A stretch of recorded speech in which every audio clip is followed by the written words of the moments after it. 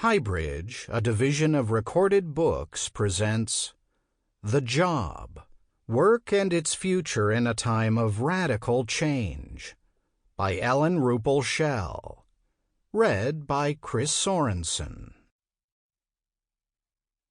In the highest sense, work is meant to be the servant of man, not the master. Edmond Bordeaux, C.K. Introduction. A measure of our sanity. A man's work does not satisfy his material needs alone. In a very deep sense, it gives him a measure of his sanity. Elliot Jacques. Work holds dominion over us. It's through work that we exercise our talents and build an identity, through work that we fit into this world. And while our most cherished memories don't always revolve around our jobs, our hopes and dreams for our future and the future of our children generally do. Americans are raised to believe in the sanctity of work. Whether in school, at home, or from the pulpit, there is no higher praise than a job well done. Political hopefuls can't seem to say enough about work.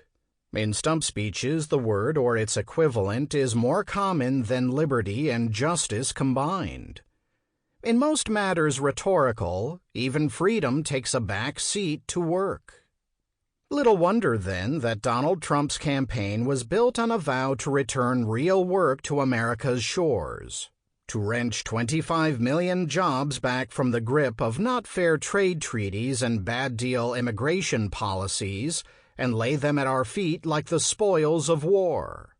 I will be the greatest job producer that God ever created, our future president bellowed. It will be amazing to watch. You watch. It'll happen. And watch we did. How could we not? Jobs mean so very much to us and on so many levels. Americans spend more time on the job than in any other waking activity. Roughly 6 times the amount we spend with our families. Jobs are not only our lifeline, but our lifeblood, as individuals and as a society. The ebb and flow of job numbers shape our national mood. They steer financial markets, sway voters, and decide elections. They bring dread and hope. Yet while numbers can tell us a good deal about many things, they can't explain the way so many of us feel today, namely that work is just not working for us. What we're feeling is real. America was built on the grand career narrative, by which almost anyone could, through hard and concerted effort, scale the occupational ladder to a middle-class life and beyond. Not everyone followed that trajectory, but enough did to make it seem like a reasonable expectation. Thanks to this steady progress, the prospects of children were expected to exceed those of their parents. And throughout most of the last century, those expectations were largely met. But that was then. In the 21st century, job growth has not led to a significant decline in poverty or to a rise in the middle class. Instead, the post-industrial digital economy has brought a trickle of fancy, high-paying jobs and a torrent of not-so-fancy low-wage jobs, and with them a soaring inequality that threatens the very premise of our free market democracy, the promise that hard work will take almost any one of us where we need and want to go. Today's glaring uncertainties make navigating a career seem less like scaling a firmly braced ladder than like clawing up a rock face slick with ice, where any misstep can lead to disaster. Even kindergarteners are hip to the drill. Chris Brown, an educational researcher at the University of Texas, told me that 5-year-olds quickly get the message that they're supposed to not worry about now, but about what comes next. First grade, middle school, high school, college, all pointed toward what they'll do in the future. And by that I mean the job. Of course, it's not unhealthy for youngsters to gravitate toward an occupation. Many of us as children dreamed of becoming firefighters or teachers or ballerinas, or, speaking for myself, a deep-sea diver.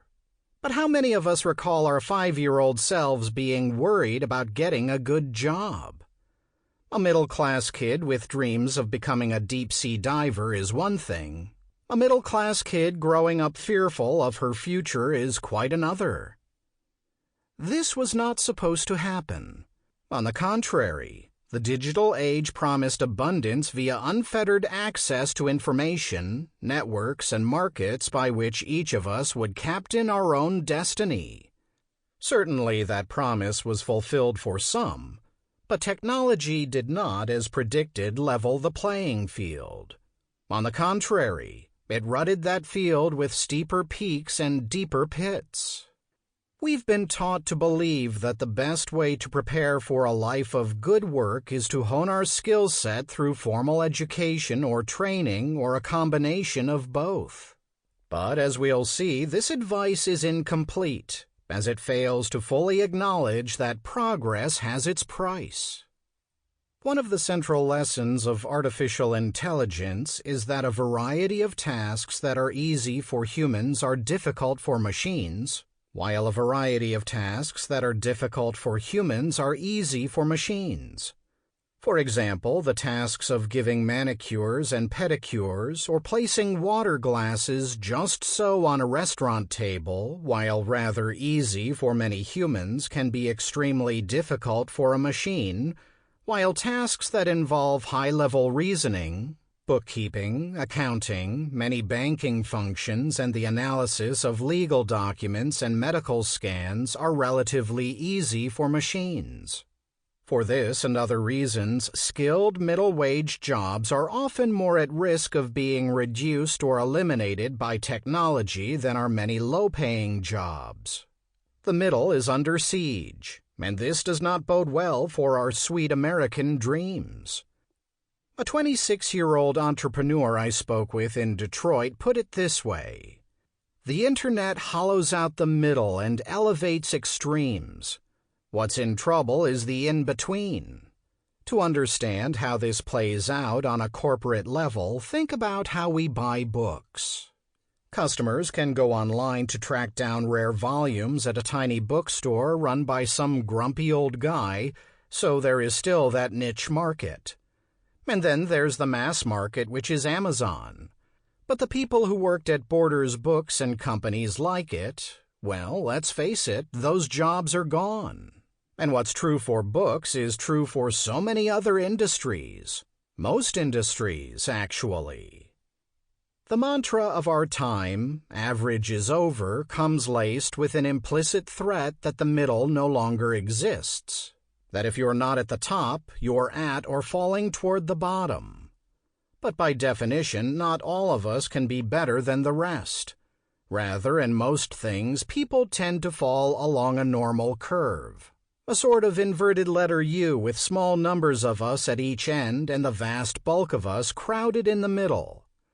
So clearly, if average is over, so are most of us, at least when it comes to a job suited to our needs, capabilities, and dispositions.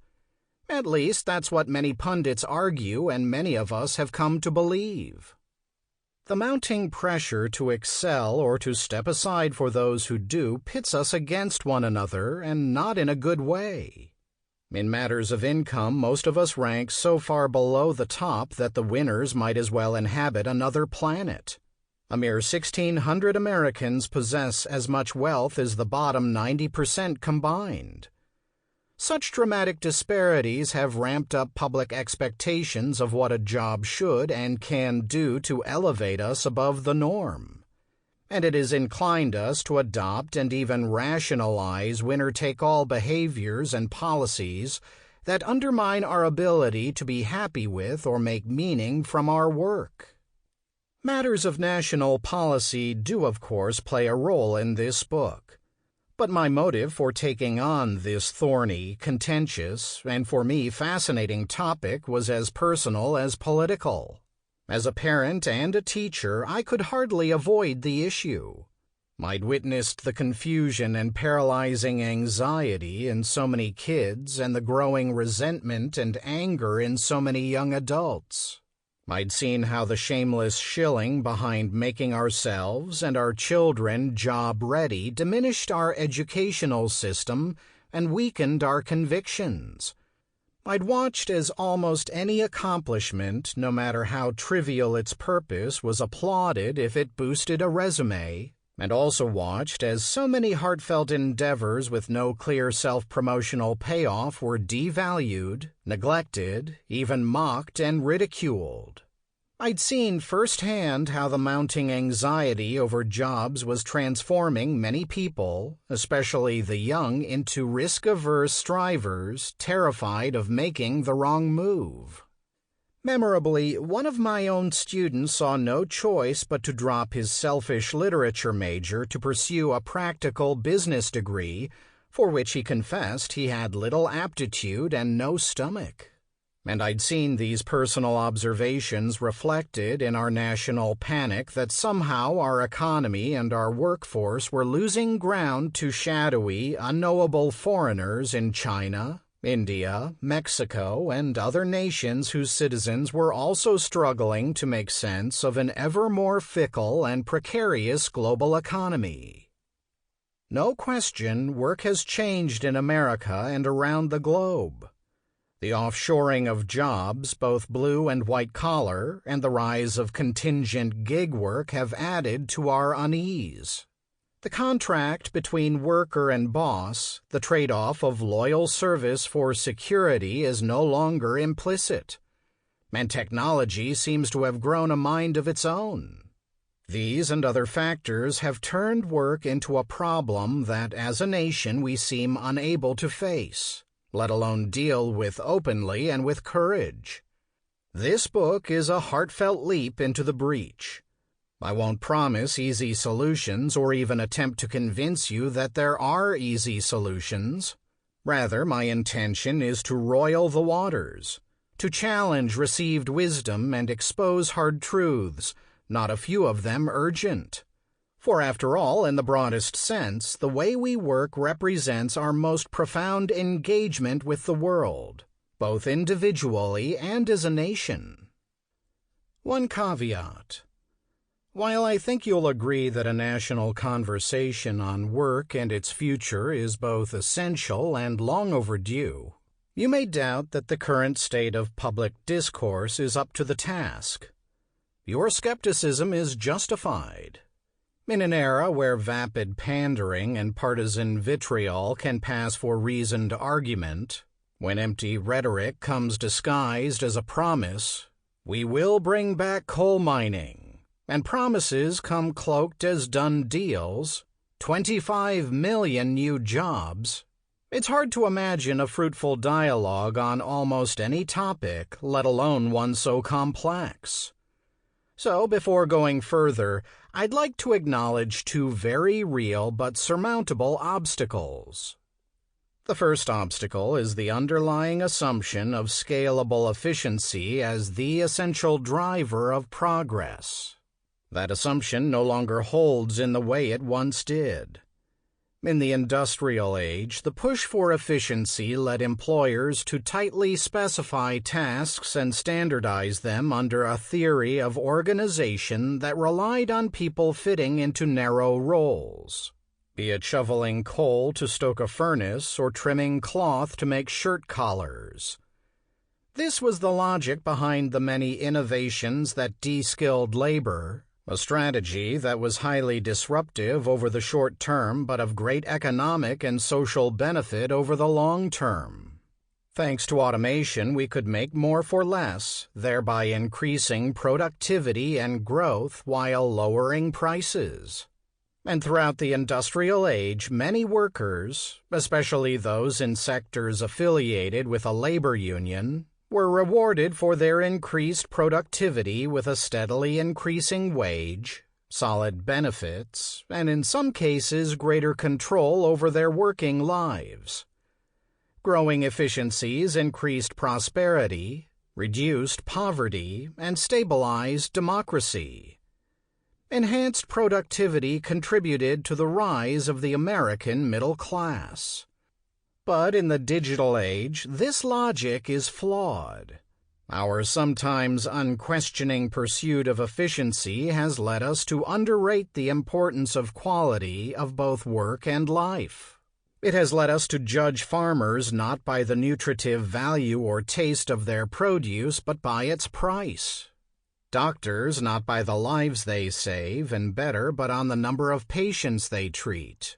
Teachers not by the students they enlighten and inspire, but by the test scores those students generate. It has led us to overvalue certain sorts of work and undervalue other sorts, driving many of us, like that aspiring humanist I mentioned earlier, to pursue jobs that hold little meaning for ourselves and only questionable value for society. Our fixation on efficiency has led us to generate more goods and services that we may desire but don't need, and not enough goods and services that we both desire and desperately need. Another troubling trend is that as workers we no longer profit proportionally from our efforts. Since 1973, our productivity has grown almost 6 times faster than has our wages. With so few capturing the value of the work of so many, we can no longer rely on growth, or even jobs per se, as a highway to prosperity. In fact, the fraction of living wage jobs has declined in the U.S., as has the fraction of Americans earning middle-class wages. In 1971, 61% of Americans qualified as middle class, but in the most recent surveys that number fell to just under 50%.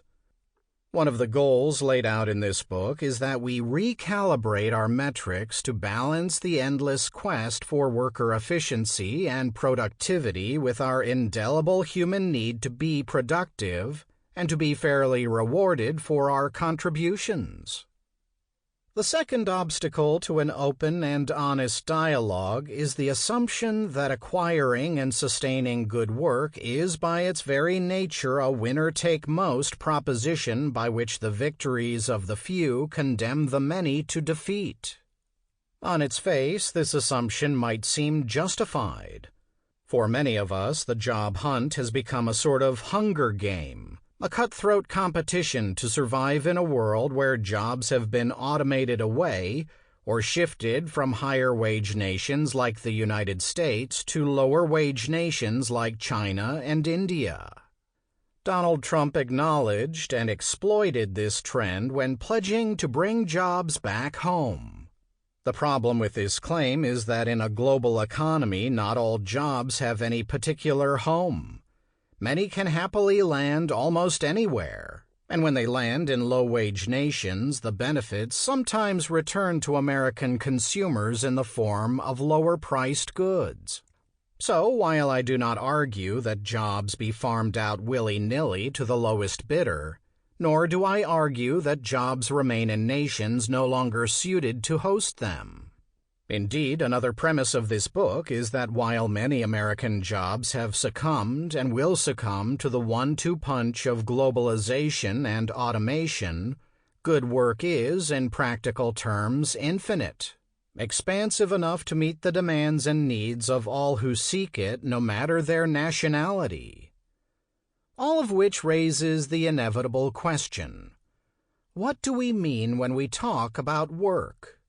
The very word conjures up different things for different people, so before going further, let me set some terms. Work is often judged by its most measurable component, income. So we could easily define work as any paid effort. But maybe we shouldn't.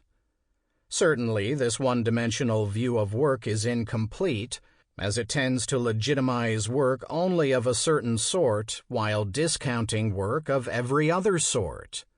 For example, the value of parents caring for their children is not included in calculations of the gross domestic product, GDP, nor is the value of countless volunteers, charity fundraisers, church choir singers, club soccer coaches, Wikipedia contributors, or blood donors, to name a few.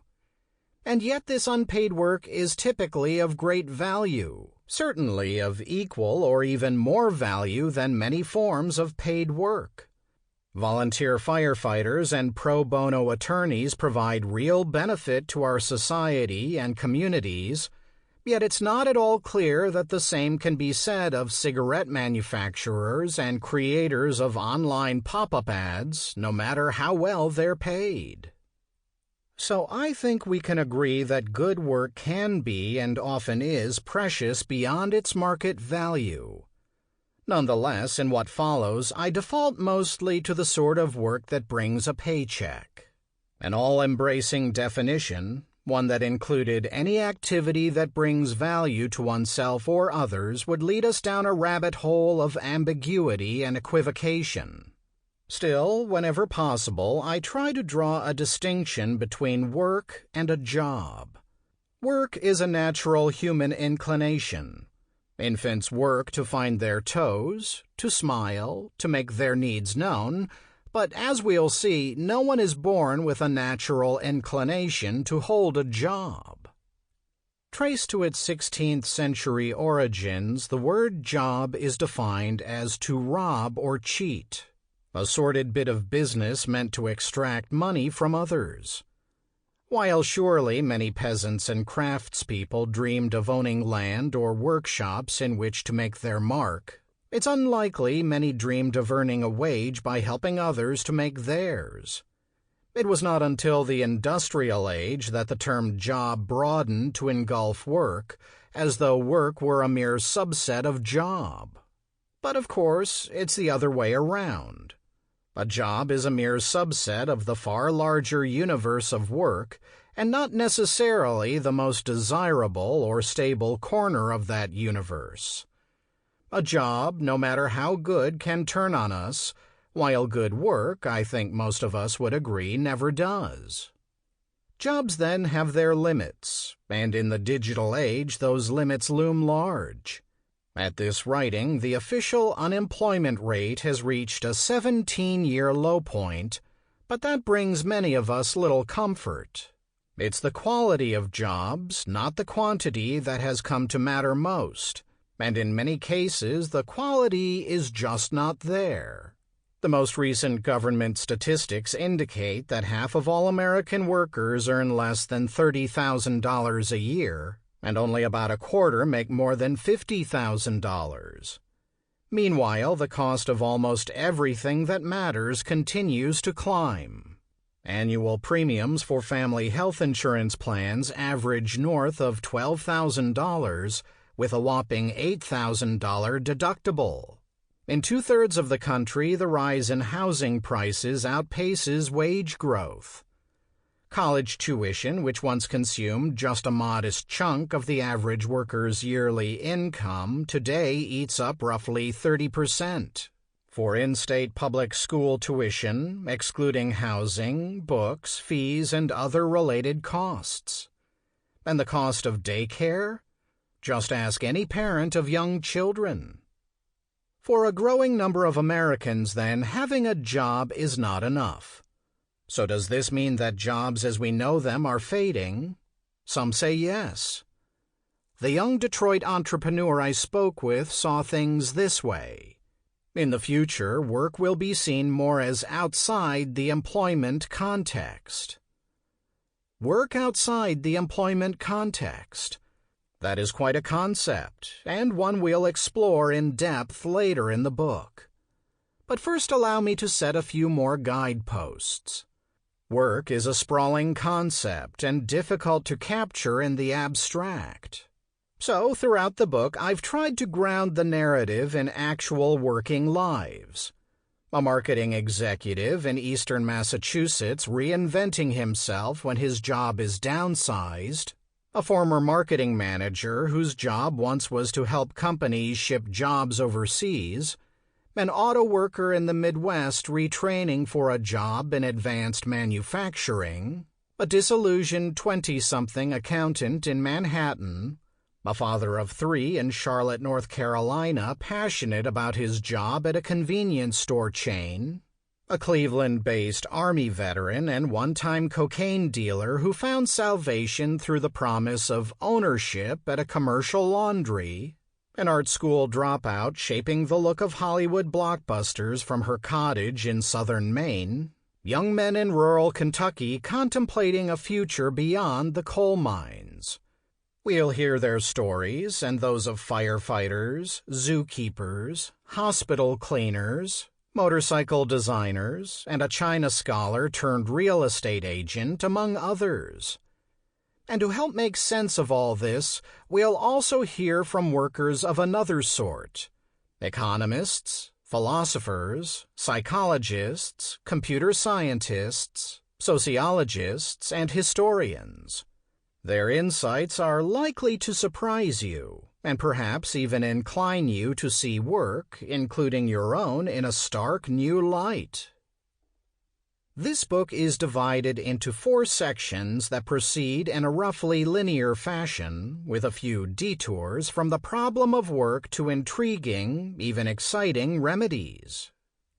I begin with a prologue, the tale of Marienthal, an Austrian hamlet mired in the Great Depression of the late 1920s. We start at this unlikely place because what happened in that small village nearly a century ago forced the world to recognize what today we take for granted. Work, in all its richness, complexity, joy, and pain, is essential for people to flourish. The story of Marienthal makes all the more urgent the message of the book's first section, Our National Jobs Disorder, that chronicles the disruption of work in the digital age. I make no argument here for swapping cell phones for landlines. Innovation is and always will be key to our future. But I do warn that in recent decades, innovation has brought a number of surprises that have thrown work out of whack. In late 2017, announcing the opening of a new institute for the study of robotics and artificial intelligence, the United Nations sketched out the problem. Rapid advancements in the field of robotics, coupled with the rise of computing power during the latter half of the 20th century, has exponentially increased the range of tasks that can be assigned to robots and systems based on an artificial intelligence, AI, as well as the autonomy with which such technologies operate. While this can be beneficial for global development and societal change, it also raises legal, ethical, and societal concerns and challenges. Indeed, in an era of Uber, freelance app designers, and online brokers that outsource tasks to the lowest bidder, it has become hard to pin down what it even means to be employed.